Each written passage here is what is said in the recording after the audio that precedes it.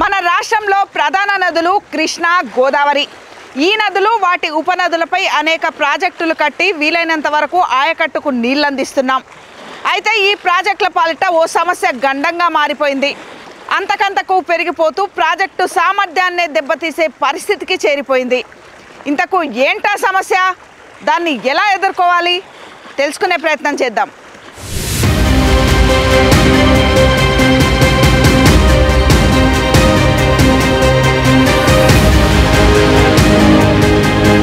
వ్యవసాయం సుస్థిరంగా కొనసాగాలంటే సాగునీరు అనేది చాలా కీలకం. ఈ సాగునీటి కోసం మనకు ప్రధాన వనరు కృష్ణా, గోదావరి నదులే.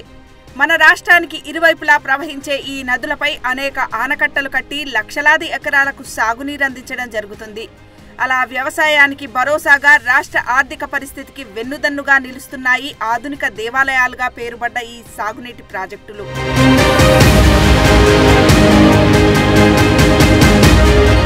ఏదైనా ఒక సాగునీటి ప్రాజెక్టును కట్టాలంటే భూసేకరణ మొదలుకొని ఆయకట్టుకు నీళ్ళిచ్చే వరకు ఎన్నో దశలుంటాయి. ఎంతో వ్యయ ప్రయాస ఉంటుంది. కోట్లాది రూపాయలు ఖర్చు పెట్టాల్సి ఉంటుంది. అలా కోట్లాది రూపాయలు ఖర్చు పెట్టి కట్టిన ప్రాజెక్టుల్లో ఏటా పూడిక వల్ల అర టీఎంసీ నీటి నిల్వ సామర్థ్యాన్ని ప్రాజెక్టులు కోల్పోతున్నాయి. మన రాష్ట్రంలో చిన్న పెద్ద అన్ని ప్రాజెక్టులను చూసుకున్నట్లయితే ప్రతి ప్రాజెక్టులో కూడా 25 నుండి 30% వరకు పూడికనే ఉంది. ఇది తీవ్రంగా ఆందోళన కలిగించే పరిణామం.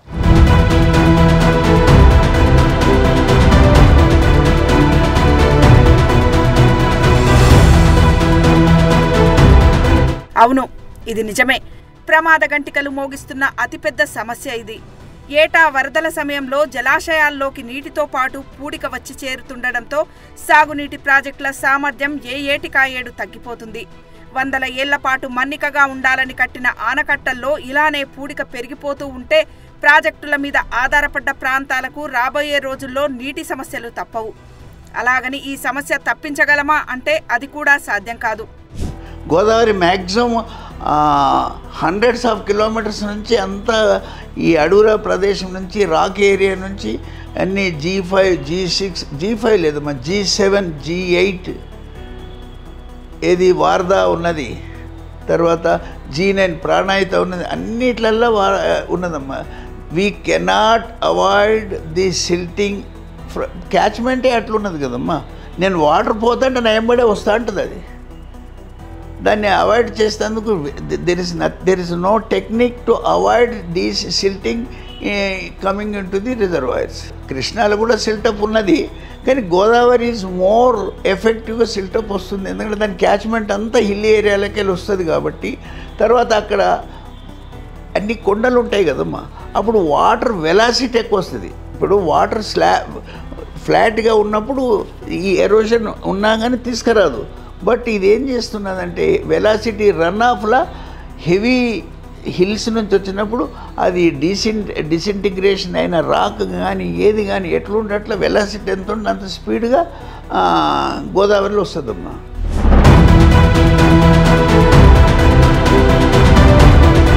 ఉత్తర తెలంగాణకు జీవనాడి లాంటి పోచంపాడులో ఉన్న శ్రీరామ్ సాగర్ ప్రాజెక్ట్ ఇది. ఈ ప్రాజెక్టు సామర్థ్యం 112 టీఎంసీల నుండి పూడిక వల్ల 80 టీఎంసీలకు పడిపోయింది. ఈ ఒక్క ప్రాజెక్ట్ అనే కాదు, జూరాల, శ్రీశైలం, నాగార్జున సాగర్, సింగూరు ఇతరత్ర అన్ని ప్రాజెక్టులది కూడా ఇదే పరిస్థితి.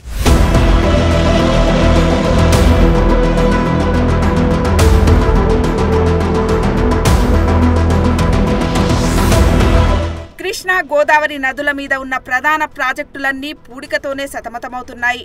ఇది తెలంగాణలో గోదావరిపై కట్టిన మొదటి ప్రాజెక్టు శ్రీరామ్ సాగర్. నిజామాబాద్, కామారెడ్డి, నిర్మల్, కరీంనగర్, జగిత్యాల, వరంగల్, సూర్యాపేట, మహబూబాబాద్ వరకు ఈ ప్రాజెక్టు ఆయకట్టు విస్తరించి ఉంది. ఇప్పటికే ఈ ప్రాజెక్టు బ్యాక్ వాటర్లో మహారాష్ట్రలో బాబ్లీ కట్టగా ఇప్పుడు పూడిక రూపంలో మరో ప్రమాదం ఈ ప్రాజెక్టును వెంటాడుతుంది. దీంతో ఆయకట్టు భవిత రాబోయే రోజుల్లో ప్రశ్నార్థకంగా మారనుంది. ఇదే కాదు, కృష్ణా నదిపై కట్టిన నాగార్జున సాగర్ నీటి నిల్వ సామర్థ్యం 408.24 టీఎంసీలు కాగా పూడిక వల్ల 2010 నాటికే 312 టీఎంసీలకు పడిపోయింది. శ్రీశైలం ప్రాజెక్టు నిల్వ సామర్థ్యం 308.62 టీఎంసీలు కాగా 2010లో చేసిన సర్వే రిపోర్టు ప్రకారం 215 టీఎంసీలకు పడిపోయింది. అంటే 100 టీఎంసీల వరకు నీటి నిల్వ సామర్థ్యం తగ్గిపోయింది. 7.20 టీఎంసీల సామర్థ్యంతో నిర్మించిన కడెం ప్రాజెక్టు ఇప్పుడు 4.7 టీఎంసీలకు తగ్గి దాదాపు 50% నీటి నిల్వ సామర్థ్యాన్ని కోల్పోయింది.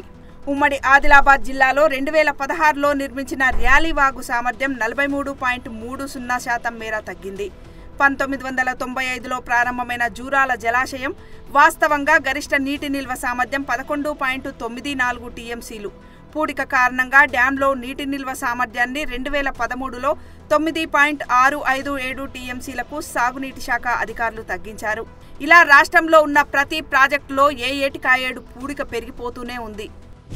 తెలంగాణలో ఉన్నటువంటి ప్రాజెక్టులన్నీ కూడా అంటే శ్రీరామ్ సాగరు, శ్రీశైలం, నాగార్జున సాగరు, సింగూరు, నిజాం సాగరు, ఈ ప్రాజెక్టులన్నీ కూడా 1/3 అంటే వాటి నిల్వ శక్తి నిర్మాణం చేసేటప్పుడు ఎంతైతే నిల్వ శక్తి ఉందో అందులో 1/3 అంటే 1/3 పూడిక వచ్చేసింది. శ్రీరామ్ సాగర్ ప్రాజెక్టు ఉంది 112 టీఎంసీల నిల్వ శక్తి, కానీ ఇప్పుడు 91 ఉంది. అలాగే ప్రతి ప్రాజెక్టు కూడా బాగా సిల్టేషన్ వచ్చింది. ఈ సిల్టేషన్లో కూడా కృష్ణా బేసిన్లో తక్కువ వస్తుంది, గోదావరిలో ఎక్కువ వస్తుంది. ఇప్పుడు గోదావరిలో మామూలుగా 2-3 సంవత్సరాల్లోనే బాగా వచ్చేస్తుంది, ఎందుకంటే అదంతా రాగడి. తర్వాత ప్రాజెక్టుల ముందు సాగు చేస్తారు కాబట్టి ఆ ఒండ్రు మట్టి అంతా వచ్చేసి పూడికగా మారుతుంది. అందువల్లనే గోదావరికి నదికి అడ్డంగా కట్టినటువంటి ప్రాజెక్టులన్నీ కూడా ఈ పరిస్థితిని ఎదుర్కొంటున్నాయి. శ్రీశైలంలో 260 టీఎంసీలు ఉండాలి, కానీ 216 టీఎంసీలే ఉన్నాయి, గ్రాసు డెడ్ స్టోరేజ్తో సహా. అందువల్ల ఏమిటంటే ఇది మనకు చాలా నష్టదాయకం. మనము ఒక పంటకు కావలసిన వాటర్ ఇప్పుడు 13 లక్షల ఎకరాలు దీనికి ఎస్ఆర్ఎస్పి ఉంటే దానికి ఎంత వాటర్ కావాలి, ఎంత ఈ వాటర్ చాలా వస్తుంది అనుకోండి. 13 లక్షలు కాకుండా ఫ్లడ్ వచ్చినప్పుడు చాలా వస్తుంది, దగ్గర 8 లక్షల క్యూసెక్స్ పోతుంది మ్యాక్సిమం. అలాంటప్పుడు ఏంటంటే దాన్ని ఎంతవరకు ఆ క్రాప్కు అవసరాలు ఉన్నాయో దాన్ని ఈడ స్టోర్ చేసుకోవాలి. ఇప్పుడు మంత్లీ మీకు ఒక రైసే తెచ్చుకుంటారమ్మా, మీ మంత్లీ ఎంతైతే మనం భోజనానికి ఖర్చుకు రైస్ తెచ్చుకుంటామో ఆ పంటకు కావలసిన నీరును ఇక్కడ ఆపుకుంటాం. మనం ఎట్లయితే రైస్ రోజు ఇంత క్వాంటం ఎట్లా వాడుకుంటామో దానికి ఫ్లోగా కెనాల్స్ తవ్వి ఎంతైతే అవసరం ఉన్నదో ఆ కెనాల్స్ ద్వారా మనం పంట సేవ్ చేసుకుంటాం. అయితే FRL is nothing but quantum of required water for the proposed committed for the agriculture purpose, irrigation purpose. ఆ క్వాంటమ్ ఆఫ్ వాటర్ నీడ స్టోర్ చేసేదాన్ని ఫుల్ రిజర్వాయర్ లెవెల్ అంటారు. తర్వాత దానికంటే ఇంకా కొద్దిగా ఎక్కువ వచ్చినట్టు ఎండబ్ల్యూఎల్ అంటారు, అంటే మ్యాక్సిమం వాటర్ లెవెల్ వచ్చినా కానీ ఇంకా ఒక వారం రోజుల వరకైనా 10 రోజులకైనా ఈ డ్యామ్ ఎఫెక్ట్ కాకుండా ఎండబ్ల్యూఎల్ అంటారు. తర్వాత వరస్ట్ సిచ్యువేషన్లు ఇంకా ఏమన్నా వస్తుందంటే దాన్ని టీబీఎల్ అంటారు, దాన్ని టాప్ ఆఫ్ బండ్ లెవెల్.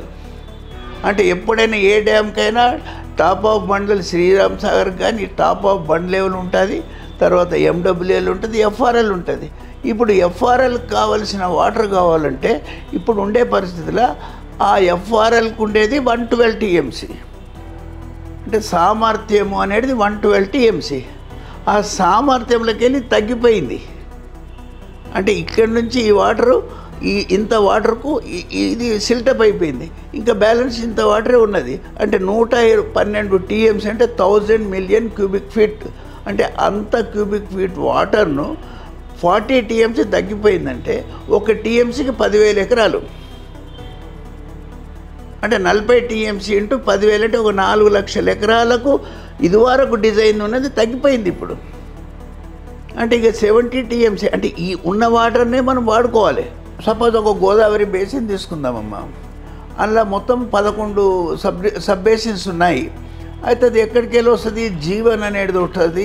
అది ఎక్కడ మన నాసిక్ నుంచి వస్తుంది జీవన్ అనేది, G2 పూర్ణ అనేది వస్తుంది, G3 అనేది, G4 మంజిరా నుంచి వస్తుంది, G5 నిజామాబాద్ ఆదిలాబాద్ అంతా G5 వస్తుంది.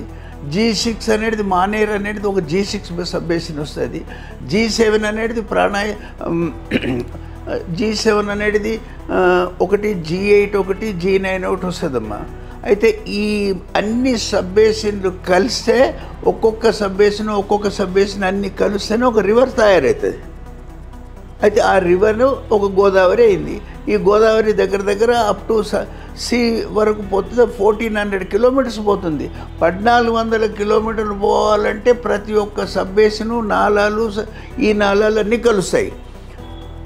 ఒక దగ్గర సపోజ్ G1 అనుకోండి, G2 అనుకోండి, ఎన్నో కొండలు వస్తాయి. ఆ కొండలు ఇప్పుడు ఒక సబ్ బేసిన్ అంటే ఇట్లా ఉంటుందమ్మా. ఈ వాటర్ ఇక్కడికి వెళ్ళి ఇటు పోయిన దాన్ని ఒక సబ్ బేసిన్కి పోతుంది. ఇక్కడి నుంచి రిడ్జ్ అన్నట్టు ఈ పైనుంచి కిందికి వచ్చేదానికి ఒక్కొక్క సబ్ బేసిన్కి ఒక్కొక్క రివర్స్ వస్తాయి. ఆ రివర్స్లో పడ్డ తర్వాత మెయిన్ రివర్లో కలుస్తుంది. అయితే దీన్ని క్యాచ్మెంట్ అనేది వర్షం పడితేనే వాటరు.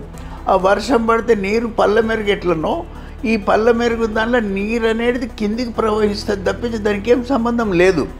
కానీ ఈ క్యాచ్మెంట్ ఈ సర్ఫేస్ గ్రౌండ్ మీద రాక్ ఉంటుంది, శాండ్ ఉంటుంది, సాయిల్ ఉంటుంది. ఈ సర్ఫేస్ పైన గుట్టల మీదకి వెళ్ళి వచ్చినప్పుడు చాలా స్పీడ్గా వస్తుంది వాటరు. ఆ స్పీడ్ వచ్చినప్పుడు ఏ పార్టికల్స్ ఉన్నా దాన్ని తీసుకొని పోతుంది. దానికి it is a transport agency. అంటే వాటర్ అనేది శాండ్ అనుకోండి, అది దానికి ఏం సంబంధం లేదు. But this rain water will take this eroded sand, eroded silt. Eroded అంటే మట్టిని తీసుకుపోయేది దానికి సంబంధం లేదు. అక్కడ ఏది ఉంటే అది తీసుకొని పోతుంది. అది ఫైనల్గా డిపాజిట్ అది కిందికి పోతుంది, రివర్లోకి పోతుంది. ఆ చిన్న నదులు ఇప్పుడు G4 అనుకోండి, G4 మంజిరా. ఆ వచ్చిన మంజిరా వాటర్ అంతా ఎక్కడికి వెళ్ళి వచ్చినా కర్ణాటక ఉన్నది, మహారాష్ట్ర ఉన్నది, తెలంగాణ ఉన్నది. ఈ వాటర్ అంతా వచ్చి గోదావరిలో కలుస్తుంది. G5 ఉన్నదమ్మా. ఈ ఆదిలాబాద్ ఉన్నది, ఆదిలాబాద్లో ఉన్న వాటర్ అంతా వచ్చి గోదావరిలో కలుస్తుంది. అట్లా గోదావరిలో కలుస్తున్నది కాబట్టి you can't avoid the siltation. అది దానికి ఫార్ములానే లేదు. వాటర్ కావాలంటే సిల్టేషన్ దాని వెంబడే ఉంటుంది. వర్షం పడ్డదంటే వర్షం వస్తా నేను కూడా వస్తా అంటుంది. అది సపోజ్ ఒక గోదావరి బేసిన్ తీసుకుందామమ్మా. అందులో మొత్తం 11 సబ్ బేసిన్స్ ఉన్నాయి. అయితే అది ఎక్కడికి వెళ్ళి వస్తుంది? G1 అనేది ఉంటుంది. అది ఎక్కడ మన నాసిక్ నుంచి వస్తుంది G1 అనేది. G2 పూర్ణ అనేది వస్తుంది. G3 అనేది, G4 మంజిరా నుంచి వస్తుంది. G5 నిజామాబాద్ ఆదిలాబాద్ అంతా G5 వస్తుంది. G6 అనేది మానేర్ అనేది ఒక G6 సబ్ బేసిన్ వస్తుంది. G7 అనేది G7 అనేది ఒకటి G8 ఒకటి G9 ఒకటి వస్తుందమ్మా. అయితే ఈ అన్ని సబ్ బేసిన్లు కలిస్తే ఒక్కొక్క సబ్ బేసిన్ అన్నీ కలిస్తేనే ఒక రివర్ తయారవుతుంది. అయితే ఆ రివర్ను ఒక గోదావరి అయింది. ఈ గోదావరి దగ్గర అప్ టు సీ వరకు పోతుంది. 1400 కిలోమీటర్స్ పోతుంది. 1400 కిలోమీటర్లు పోవాలంటే ప్రతి ఒక్క సబ్ బేసిను నాలాలు ఈ నాలాలన్నీ కలుస్తాయి. ఒక దగ్గర సపోజ్ G1 అనుకోండి, G2 అనుకోండి, ఎన్నో కొండలు వస్తాయి. ఆ కొండలు ఇప్పుడు ఒక సబ్ బేసిన్ అంటే ఇట్లా ఉంటుందమ్మా. ఈ వాటర్ ఇక్కడికి వెళ్ళి ఇటు పోయిన దాన్ని ఒక సబ్ బేసిన్కి పోతుంది. ఇక్కడి నుంచి రిడ్జ్ అన్నట్టు ఈ పైనుంచి కిందికి వచ్చేదానికి ఒక్కొక్క సబ్ బేసిన్కి ఒక్కొక్క రివర్స్ వస్తాయి. ఆ రివర్స్లో పడ్డ తర్వాత మెయిన్ రివర్లో కలుస్తుంది. అయితే దీన్ని క్యాచ్మెంట్ అనేది వర్షం పడితేనే వాటరు. ఆ వర్షం పడితే నీరు పళ్ళ మెరుగు ఎట్లనో ఈ పళ్ళ మెరుగు దానిలో నీరు అనేది కిందికి ప్రవహిస్తుంది తప్పించి దానికి ఏం సంబంధం లేదు. కానీ ఈ క్యాచ్మెంట్ ఈ సర్ఫేస్ గ్రౌండ్ మీద రాక్ ఉంటుంది, శాండ్ ఉంటుంది, సాయిల్ ఉంటుంది. ఈ సర్ఫేస్ పైన గుట్టల మీదకి వెళ్ళి వచ్చినప్పుడు చాలా స్పీడ్గా వస్తుంది వాటరు. ఆ స్పీడ్ వచ్చినప్పుడు ఏ పార్టికల్స్ ఉన్నా దాన్ని తీసుకొని పోతుంది. దానికి it is a transport agency. అంటే వాటర్ అనేది శాండ్ అనుకోండి, అది దానికి ఏం సంబంధం లేదు. But this rain water will take this eroded sand, eroded silt. Eroded అంటే మట్టిని తీసుకుపోయేది దానికి సంబంధం లేదు. అక్కడ ఏది ఉంటే తీసుకొని పోతుంది. అది ఫైనల్గా డిపాజిట్ అది కిందికి పోతుంది, రివర్లోకి పోతుంది. ఆ చిన్న చిన్న నదులు ఇప్పుడు G4 అనుకోండి, G4 మంజిరా, ఆ వచ్చిన మంజిరా వాటర్ అంతా ఎక్కడికి వెళ్ళి వచ్చినా కర్ణాటక ఉన్నది, మహారాష్ట్ర ఉన్నది, తెలంగాణ ఉన్నది. ఈ వాటర్ అంతా వచ్చి గోదావరిలో కలుస్తుంది. G5 ఉన్నదమ్మా, ఈ ఆదిలాబాద్ ఉన్నది, ఆదిలాబాద్లో ఉన్న వాటర్ అంతా వచ్చి గోదావరిలో కలుస్తుంది. అట్లా గోదావరిలో కలుస్తున్నది కాబట్టి you can't avoid the siltation. అది దానికి ఫార్ములానే లేదు. వాటర్ కావాలంటే సిల్టేషన్ దాని వెంబడే ఉంటుంది. వర్షం పడ్డదంటే వర్షం వస్తా నేను కూడా వస్తా అంటుంది అది. మరి ఈ సిల్ట్ అనేది ఫైనల్గా మరి ఈ వాటర్ ఎక్కడో స్టోరేజ్ చేస్తేనే తప్ప ఛాయకట్టు కావాలి. తెలంగాణ రాష్ట్రంలో గత 25 ఏళ్ళ 30 ఏళ్ళ నుంచి అనేక ఇరిగేషన్ ప్రాజెక్టులు నిర్మాణం చేస్తూ ఉన్నాం. అయితే నిర్మాణం అయినాయి, నిర్మాణం కాబోతున్నాయి. వీటన్నిటికీ ఇంకొక ప్రధాన సమస్య మనకు కనపడుతుంది. అందులో పూడిపోతున్నాయి చాలా మటుకు.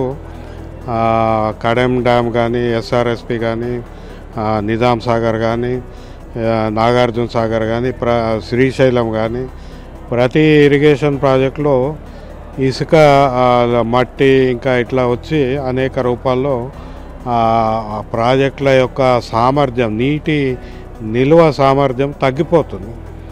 అది దాదాపు 30 నుంచి 50% తగ్గిపోయిన అంచనాలు కూడా ఉన్నాయి.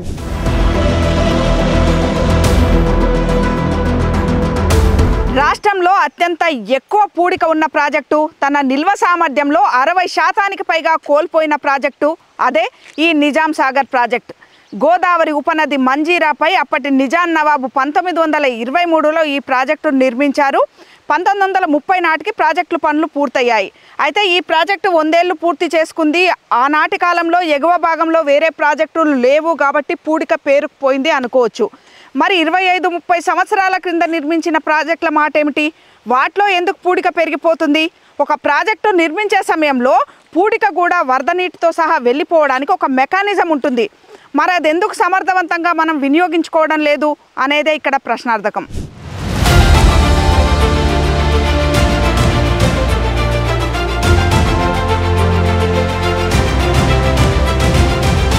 ఉమ్మడి నిజామాబాద్ జిల్లాలోని కామారెడ్డి, నిజామాబాద్లకు అత్యధికంగా సాగునీరందించే ప్రాజెక్టైన నిజాం సాగర్ను 1923లో అప్పటి నిజాం ప్రభుత్వం 25.6 టీఎంసీల సామర్థ్యంతో నిర్మించగా 1967 నాటికి ప్రాజెక్టు నిల్వ సామర్థ్యం 17.8 టీఎంసీలకు పడిపోయింది.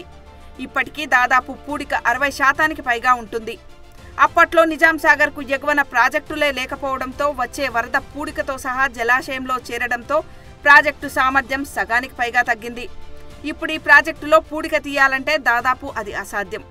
అయితే ప్రతి ప్రాజెక్టు నిర్మాణ సమయంలో పూడిక నియంత్రణకు ప్రత్యేక ఏర్పాట్లు చేస్తారని, కానీ అవేవి సమర్థవంతంగా ఉపయోగించకపోవడం కూడా పూడిక పెరిగిపోవడానికి ఒక కారణం అంటున్నారు నిపుణులు. ఈ ప్రాజెక్టులు నిర్మాణం చేసేటప్పుడు వీటికి ఎస్కేప్ ఫ్యాన్స్ పెడతారు కింద పూడిక పోవడానికి. వాటి ఫంక్షనింగ్ చేయరు. వాటిని కనుక నిర్వహణలో పెడితే పూడిక వచ్చినట్టు బయటికి వెళ్ళిపోతుంది. కానీ అవి ఆ ఫ్యాన్స్ సీల్ అయిపోయినాయి, లాక్ అయిపోయినాయి. అవి ఇప్పుడు తీయడానికి వీలు లేదు. స్కవరింగ్ గేట్స్ ఉంటాయి. స్కవరింగ్ గేట్స్ అనేది ప్రతి ప్రాజెక్టులో పెడతారు. బట్ అది టోటల్ ఫెయిల్యూర్. ఓ 20 సంవత్సరాలు కూడా అది తెరవరు. ఏంటంటే అది మొత్తం సిల్ట్లో కూడుకుపోతుంది. దాని మీద ఫోకస్ అనేది ఈరోజు వరకు కూడా అడ్వాన్స్ టెక్నాలజీ లేదు. తీస్తే ఏమవుతుందో అని వీళ్ళ భయం వీళ్ళకు, వాళ్ళ భయం డ్యామ్కి ఏమన్నా అవుతుందా, డ్యామ్ కొట్టకపోతుందా అని దాన్ని ముట్టుకునేది లేదు. మొన్న నిజాం సాగర్ కూడా అది సిల్టు స్కవరింగ్ గేట్స్ తీయకనే FRL పెంచారు.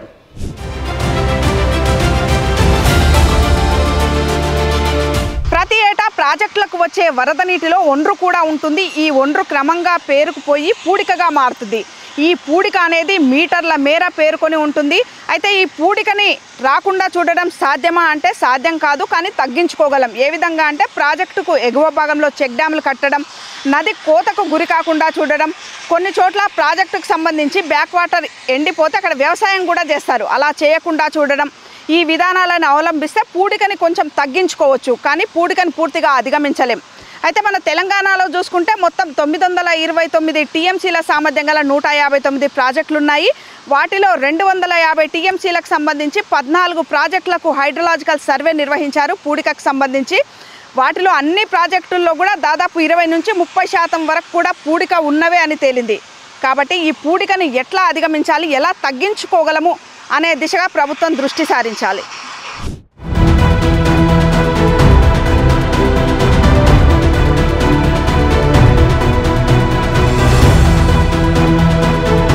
సెంట్రల్ వాటర్ కమిషన్ నివేదికలు కూడా వివిధ రాష్ట్రాల్లోని ప్రాజెక్టుల్లో పూడిక గురించి, వాటిలో పడిపోతున్న నీటి నిల్వ సామర్థ్యం గురించే వివరిస్తున్నాయి. పూడిక తీతకు పర్యావరణ అనుమతులు కూడా అవసరం లేనందున రాష్ట్ర ప్రభుత్వాలు పూడిక తీతపై దృష్టి సారించాలని సూచిస్తుంది. ఈ నేపథ్యంలో మహారాష్ట్ర, రాజస్థాన్లో వాణిజ్య అవసరాలకు ప్రయోగాత్మకంగా కొన్ని ప్రాజెక్టుల్లోని పూడికను వినియోగించుకుంటున్నారు. యంత్రాల సాయంతో డ్రెడ్జింగ్ చేస్తూ పూడిక తీస్తూ ఇసుకను, సారవంతమైన మట్టిని వినియోగించుకుంటున్నందున మన దగ్గర కూడా ఆర్థిక భారం కాకుండా తొలుత ప్రయోగాత్మకంగా కేవలం 1/2 టీఎంసీ పూడిక తీసి సాధ్యాసాధ్యాలను పరిశీలించి తర్వాత మిగతా పూడికకు ఎలాంటి విధానం అవలంబిస్తే బాగుంటుందని చూడాలని అంటున్నారు నిపుణులు. అయితే పూడిక అనివార్యమైనది కాబట్టి తగ్గించుకునే దిశగా కూడా ఆలోచనలు చేయడం మంచిదంటున్నారు. తెలంగాణ ఏర్పడినాక మనకి ఇప్పటికే ఉన్న నీటి నిల్వ సామర్థ్యం మీద ఇప్పటివరకు సమీక్ష జరగలేదు.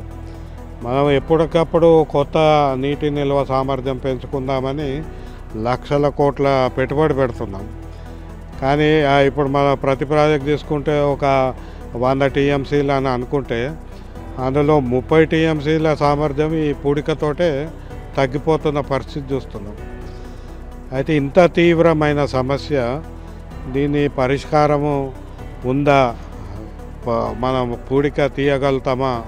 ఎందుకంటే చెరువుల పూడికనేమో చెరువు ఎండబెట్టి తీస్తారు, కానీ ప్రాజెక్టులు ఎండబెట్టి తీయడం అంటే అది అసాధ్యం. కాబట్టి నీళ్ళు ఉండంగానే పూడిక తీయగలుగుతామా లేదా అంటే దానికి అనేక టెక్నాలజీలు ఉన్నాయి.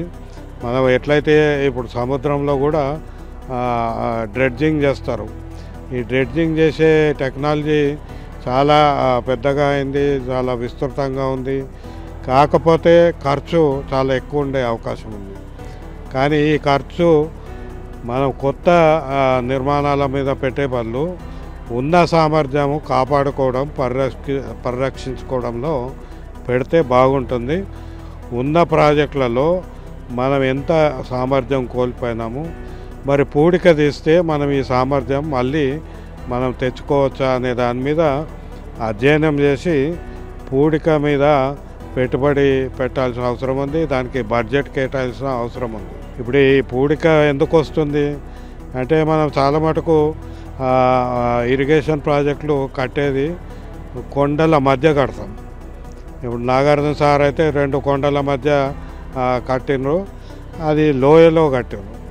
అంటే ఆ చుట్టుపక్కల ఉన్న ఏవైతే హిలాక్స్ ఉంటాయో, ఏవి గుట్టలు ఉంటాయో, ఈ గుట్టల మీద నుంచి వర్షం పడి ఆ వర్షం నీటితోటి మట్టి కొట్టుకొచ్చి అది ఇసుక రూపంలో పూడిక మన ఇరిగేషన్ ప్రాజెక్టులో పూడిపోతున్న పరిస్థితి ఉంది. ఇది నివారించాలంటే క్యాచ్మెంట్ ఏరియా ట్రీట్మెంట్ చేయాలి. క్యాచ్మెంట్ ఏరియా అంటే ఎక్కడైతే వర్షం పడి ఆ నీళ్ళు ఆ ప్రాజెక్టులోకి వస్తాయో ఆ చుట్టుపక్కల అంతా కూడా మనము ఆ పచ్చదనంతో గ్రీన్ కవర్ చెట్లు పెంచడము, తర్వాత అక్కడి నుంచి అసలు సాయిల్ ఇరోజన్ కాకుండా అంటే నేల కోత కాకుండా నివారణ చర్యలు చేపడితే మనము ఏదైతే కష్టపడి కట్టుకున్న ప్రాజెక్టులు ఉన్నాయో, చాలా విలువైన ప్రాజెక్టులు ఉన్నాయో, ఆ నీటి నిల్వను మనం కాపాడుకునే పరిస్థితి ఉంటుంది. కాబట్టి నివారణ ముఖ్యము, ఉన్న పూడికను తీయడము ముఖ్యము. ఆ పూడిక కొరకు మనము బడ్జెట్ కేటాయింపులు ప్రత్యేకమైన కేటాయింపులు చేసి చూడాల్సిన పని ఉన్నది. అసలు ఈ సిల్ట్రేషన్ లేకుండా ఎలా చేయాలి? ఒకటి, ప్రాజెక్టు చేసి కట్టినప్పుడు ప్రాజెక్టుకి ఎదురుగా వనాలు పెంచాలి. ఎంతవరకైతే ఎఫ్టీఎల్కు మించి పచ్చగడ్డి వనాలు కనుక పెంచి సాగు చేయకుండా కనుక ఉంటే పూడిక రాదు. ఇప్పుడు మనకు హిమాయత్ సాగరు, హుస్సేన్ సాగర్ ఇవి 111 జీవో ద్వారా అక్కడ ఏమీ నిర్మాణం చేయకూడదు అని చెప్పని అప్పుడు నైజాం కాలం నుంచి దాన్ని కంట్రోల్ చేశారు. ఆ 2 ప్రాజెక్టులలోకి పూడిక రాల. అందువల్ల ఏమిటంటే పూడిక రాకుండా ఉండాలంటే ప్రాజెక్టు ముందట పచ్చదనాన్ని పెంచాలి ఒకటి. ఈ ఎస్కేప్ వాల్వ్స్ ఫ్యాన్స్ ఏవైతున్నాయో వీటిని ఫంక్షనింగ్ చేయాలి 2. మూడవది ఏమిటంటే అసలు ప్రాజెక్టును నదికి ఎదురుగా కట్టకూడదు. ఇప్పుడు వెనకట 712 సంవత్సరాల క్రితం కాకతీయుల కాలంలో పాకాల, రామప్ప, లక్నావరం, గణపురం, ఇబ్రహీంపట్నం ఇలాంటి చెరువులు కట్టారు. వాటిల్లోకి ఈరోజు కూడా టీ స్పూను పూడిక రాల. ఎందుకని? అవి ప్రాజెక్టులకు నదులకు ఎదురుగా లేవు, నదుల పక్కన ఉంటాయి. అంటే నది ఇలా తిరిగి పోతుంది, అంటే నది అది చెరువు నింపుకొని ఇట్లా పోతుంది, స్ట్రైట్గా ఉండదు. కాబట్టి స్ట్రైట్గా ఉంటే పూడిక వచ్చే ఆస్కారం ఉంది. టెక్నాలజీ బాగా పెరిగిన తర్వాత ప్రమాదాలు తక్కువ ఉండాలి, కానీ టెక్నాలజీ పెరిగిన తర్వాత ఇరిగేషన్ ప్రమాదాలు జరుగుతూ ఉన్నాయి. అసలు కట్టిన ప్రాజెక్టు ఎన్నేళ్ళు ఉంటుంది అనే గ్యారంటీ లేదు. సిడబ్ల్యూసి మెథడాలజీ చెప్పానండి, తొలగించుకోమని చెప్పుడు చాలా easy. What is the methodology, what is the financial? ఇప్పుడు ఎస్ఆర్ఎస్పీల దగ్గర 15 నుంచి 20 వేల కోట్లు అవుతుంది. మరి సిడబ్ల్యూసి ఇయ్యరు కదా, సజెషన్ మస్తు ఇస్తారమ్మా. మీరు సజెషన్స్ ఇస్తారు ప్రాక్టికల్గా. స్టేట్ బడ్జెట్ ఎంత, సెంట్రల్ బడ్జెట్ ఎంత, దానికి ఎకనామికల్ ఎంత, ఇవన్నీ ఇంపార్టెంట్. ఎన్నో పారామీటర్స్ ఉంటాయి కదమ్మా ఒక ఇష్యూలో. టు ది ఎక్స్టెంట్ మనం సంవత్సరంకు 1000 కోట్లు, ఒక ½ TMS 1 అంటే ఫర్దర్ ఎరోజన్ మనం తక్కువ చేయలేం. కాబట్టి మనం కొంత యూజ్ఫుల్స్ దాన్ని డిపార్ట్మెంటల్గా ఎంతవరకు మనము ఫైనాన్షియల్ చూసుకుంటూ తీసుకుంటే it will be useful for the people. And there should not be ఏదైనా సిల్టింగ్ను కొంతవరకు కంట్రోల్ చేయొచ్చు. ఆల్టర్నేటివ్గా there is no proposal except ఆ స్కవరింగ్ స్లూయిసెస్ ఎప్పుడైతే ఉన్నాయో, పైనుంచి ఎప్పుడైతే ఫ్లడ్ పడుతున్నదో ఆ ఫ్లడ్ను ఈ కింద నుంచి తీసుకుపోవాలి, స్కవర్ గేట్స్ నుంచి. ఆ స్కవర్ నుంచి పోతే కొంతవరకైనా కింది నుంచి పోతుంది.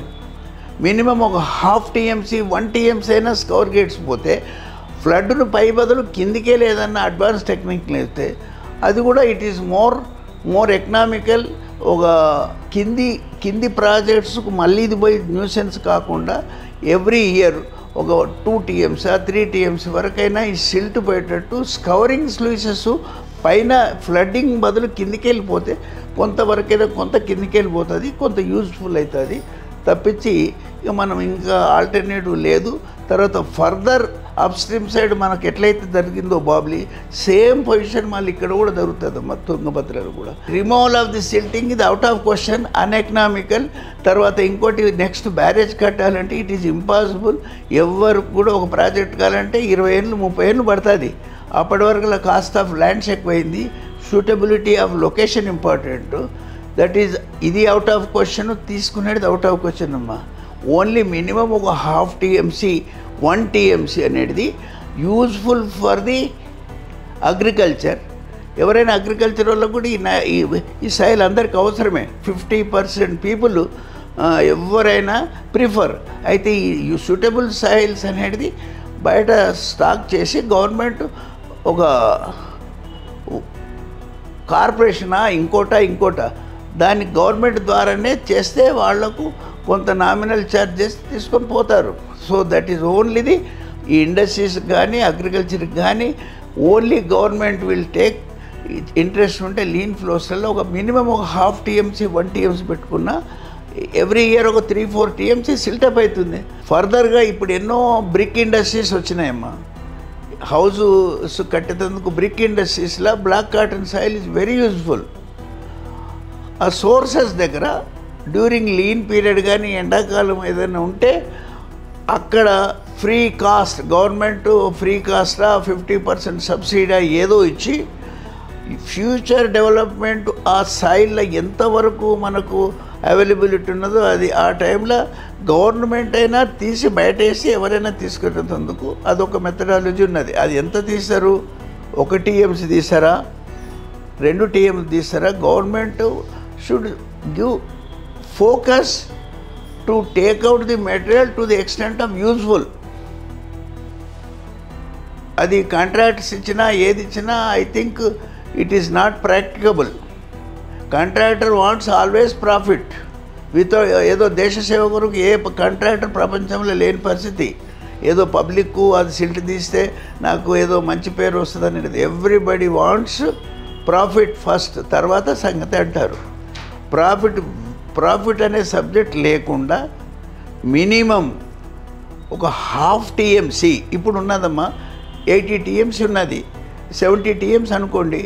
మినిమం ఒక 1/2 TMC ప్రోగ్రామ్ పెట్టుకోవాలి. గవర్నమెంట్ ఎక్కువ పెడితే కూడా financially they cannot resist. 1/2 TMC yearly ఏదన్నా చేయగలిగితే యూజ్ఫుల్ మెటీరియల్ అయితే కనీసం ఉన్న 70 TMC లైఫ్ లాంగ్ ఉంటుంది.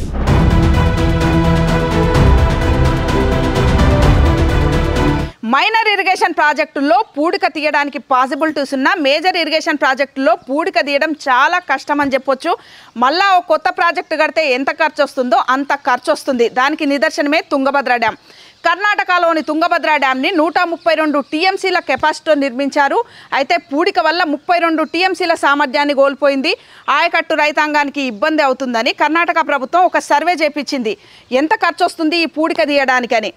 అయితే 1 TMC పూడిక తీసి నీటి నిల్వ సామర్థ్యాన్ని పెంపొందించడానికి దాదాపు 385 కోట్ల రూపాయల ఖర్చు వస్తుంది.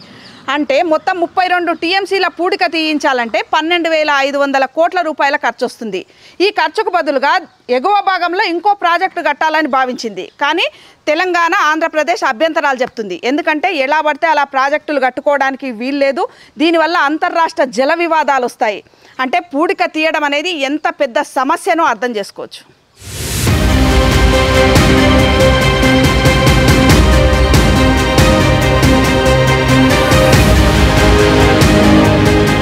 ఆయకట్టు పరంగా చూస్తే సాగునీటి పారుదల ప్రాజెక్టులు 3 రకాలు. వాటిలో 10,000 హెక్టార్లకు మించి ఆయకట్టు గల వాటిని మేజర్ ఇరిగేషన్ ప్రాజెక్టులని, 2,000 నుండి 10,000 హెక్టార్ల ఆయకట్టు మధ్య గల ప్రాజెక్టులను మధ్య తరహా ప్రాజెక్టులని, అంతకు లోపల ఉన్న వాటిని మైనర్ ఇరిగేషన్ ప్రాజెక్టులు అంటారు.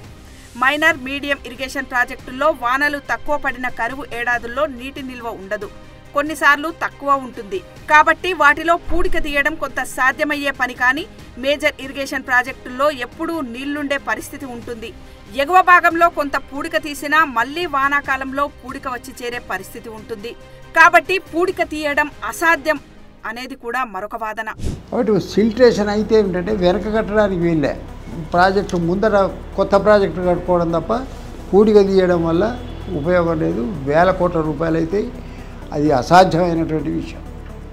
చాలామంది పూడిక తీయాలి అంటారు. అసలు ఆ ఫ్యాన్స్ సక్రమంగా ఫంక్షన్ చేస్తే ఇంత పూడిక వచ్చేది కాదు, పూడిక తగ్గేది. ఈ పూడిక తీయడం అనేది అశాస్త్రీయం, అసాధ్యం. ఎందుకంటే మనం మొత్తం బడ్జెట్ పెట్టినా, మొత్తం 2,80,000 కోట్లు ఖర్చు పెట్టినా పూడిక తీయడం సాధ్యం కాదు. అది అందువల్ల ఏంటంటే కాకుండానే జాగ్రత్త పడాలి.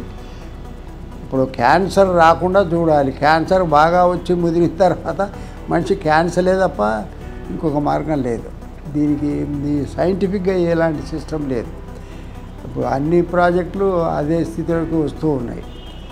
అందుకోసం ఇంకొక 5-10 ఏళ్ళు అయితే కొన్ని ప్రాజెక్టులు క్లోజ్ డౌన్ అయిపోతాయి ఇలాగే ఉంటాయి. సెడిమెంటేషన్ అనాలిసిస్ అనేది ఉంటుంది మన దగ్గర. అది ఎంత వస్తుంది, ఎట్లా వస్తుంది, ఎంత సెడిమెంటేషన్ అయినా వీ కెనాట్ స్టాప్ అమ్మా. ఎందుకంటే క్యాచ్మెంటే మనకు అట్లున్నది. క్యాచ్మెంట్ ఒకసారి ఫ్లాట్ ఉంటే అది sedimentation will be minimum. Fact it depends upon the catchment అంతా వచ్చేదాన్ని గుట్టల మీదకి వెళ్ళి వస్తున్నప్పుడు దాని యొక్క వెలాసిటీ రన్ ఆఫ్ ఎక్కువ వచ్చినప్పుడు ఆ సెడిమెంటేషన్ అనేది తీసుకొని మన ఈ సబ్ బేసిన్స్లలో, ఆ సబ్ బేసిన్స్ నుంచి డైరెక్ట్గా మెయిన్ రివర్ గోదావరి కానీ, కృష్ణ కానీ అది ఉన్నదమ్మా. So we cannot stop any type of sedimentation by any type of remedial measures అమ్మా.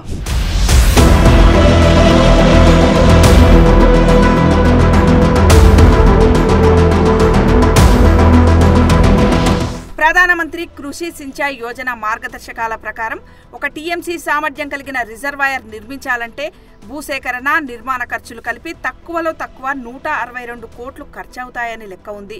ఒక టీఎంసీ వల్ల 10,000 ఎకరాల వరకు నీళ్లివ్వచ్చు. ఈ లెక్కన మన రాష్ట్రంలో పూడిక వల్ల కోల్పోయిన నీటి నిల్వ సామర్థ్యం విలువ 1000 కోట్లు. పూడిక తీసే బదులు కొత్త ప్రాజెక్టులు కట్టుకుందామన్నా అది కూడా అంత సులభం కాదు. తుంగభద్ర డ్యాంలో కోల్పోయిన నీటి నిల్వ సామర్థ్యాన్ని తిరిగి పొందేలా పూడిక తీయడానికి, తీసిన పూడిక వాహనాల్లో నింపడానికి, రవాణాకు, పూడిక వేయడానికి స్థలం, ఇతరత్రా ఖర్చులు అన్నీ కలిపి ఒక టీఎంసీకి 382 కోట్లు ఖర్చవుతుంది. మొత్తం 32 టీఎంసీల పూడిక తీతకు 12,500 కోట్లు ఖర్చవనుండటంతో దీనికంటే ప్రత్యామ్నాయంగా ఎగువ భాగంలో కొత్తగా నవాలి రిజర్వాయర్ను నిర్మించి నీటిని మళ్లిస్తే సరిపోతుందని కర్ణాటక సర్కార్ భావిస్తుంది. కానీ దానివల్ల పక్క రాష్ట్రాల నుండి అభ్యంతరాలు వస్తున్నాయి. We should not accept at any point of time to construct foreshore barrages on Tungabhadra. Siltation అంత మాత్రాన వాళ్ళకు కింద డౌన్ స్ట్రీమ్ సైడ్ లేదు, అది ఏదో సముద్రంలో కలుస్తున్నది కాదు.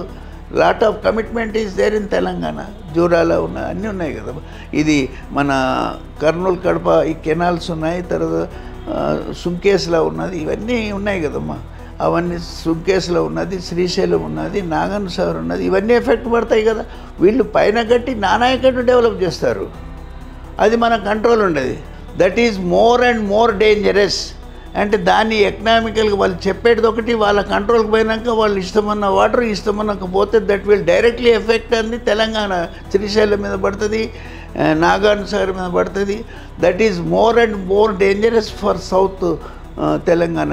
అందువల్ల ఏమిటంటే పూడిక కనుక వచ్చి ఇప్పుడు నిజాం సాగర్ ఉంది, 28 టీఎంసీలు ఉండాలి, ఇప్పుడంతా 17 టీఎంసీలు 14, 15 కాడికి వచ్చింది. అది ఏమైనా దాని ముందర మంజీరాలో నిజాం సాగర్ ముందర ప్రాజెక్టు కట్టుకోవాల్సిందే తప్ప ఆ ప్రాజెక్టును మళ్ళీ మనం ఇప్పుడు 2,75,000 ఎకరాలు ఎక్కడ ఆయకట్టుకు నీరు ఇవ్వగలరు? ఇవ్వలేరు.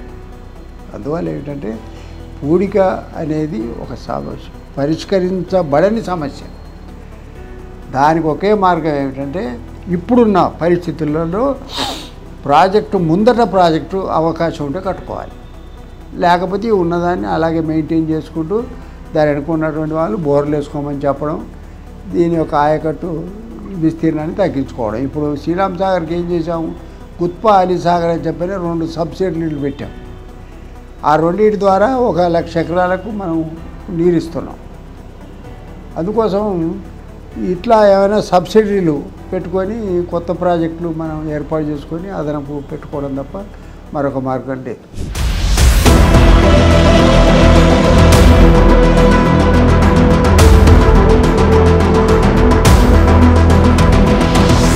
అనివార్యమైనది, అత్యంత ముఖ్యమైనది పూడిక సమస్య. కార్యాచరణలో అనేక సంక్లిష్టతలు, ఆర్థిక ఇబ్బందులు ముడిపడి ఉన్న ఈ సమస్యను ఎలా అధిగమించాలి అన్నదానికి సంబంధించి నిపుణులతో అధ్యయనాలు చేయించాలి. ఇతర దేశాల్లో పూడిక తీయడానికి ఎలాంటి విధానాలు అవలంబిస్తున్నారో పరిశీలన చేయాలి. అలా సాధ్యాసాధ్యాలను పరిగణలోకి తీసుకొని పూడిక తీతపై ప్రభుత్వం ముందుకు పోతే బాగుంటుందనేది నిపుణుల సూచన. ఓ పక్క రాష్ట్రాల మధ్య నీటి పంపకాలకు సంబంధించిన జల వివాదాలు కొనసాగుతూ ఉంటే మరోపక్క ఉన్న నీటిని కూడా పూర్తి స్థాయిలో సద్వినియోగపరచుకోకుండా పూడిక అడ్డుపడుతుంది. ఈ నేపథ్యంలో ప్రాజెక్టులకు ఇబ్బంది కలగకుండా పూడికను ఎలా తొలగించాలి, కొత్తగా కట్టే ప్రాజెక్టుల విషయంలో పూడిక రాకుండా ఎలాంటి జాగ్రత్తలు తీసుకోవాలి, ఇవే ప్రభుత్వం ముందున్న సవాళ్లు. కెమెరామెన్ సతీష్తో రమా, బిగ్ టీవీ, శ్రీరామ్ సాగర్ నుండి.